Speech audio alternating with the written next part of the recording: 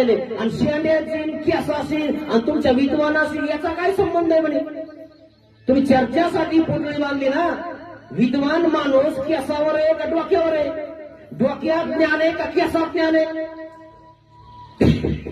खरंय की खोटं आहे? आयला म्हणे खरं आहे ते बी. मग केसावाल्यासोबत करायचं का? मग बुट्टी का बालवा भेटतं ते? केसावर काय भेटतं? बुट्टी का बाल भेटतं ना. तुमच्याकडे भेटतं काय आम्हाला माहिती. पण आम्ही काय करायचं ते भितडीला केस काय करायचं इचरले की घालायचं. आम्ही कोणाच्या भितडीला जायचं केस बघायचे आणि बुट्टी का बाल आलं की खरं की नाही? मग ते बुट्टी का बाल खातात म्हणे तो तिकडे.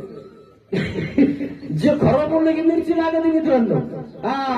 आणि म्हणे गेलेले बोलते अरे म्हणे तुम्ही केसावाल्यासोबत चर्चा करता.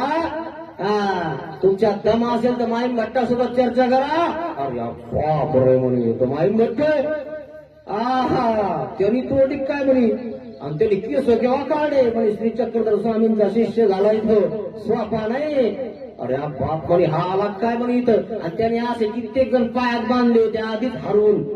आणि यांना माहीत झालं येतं घाबरूनच गेले अर्धे म्हणे बापरे बाप यांना सगळंच येतं. आणि मग चर्चा करायला लागले माहीम घाटाने गुंडाळलं सगळं घातलं त्यांच्या ह्याच्यात तिकडं.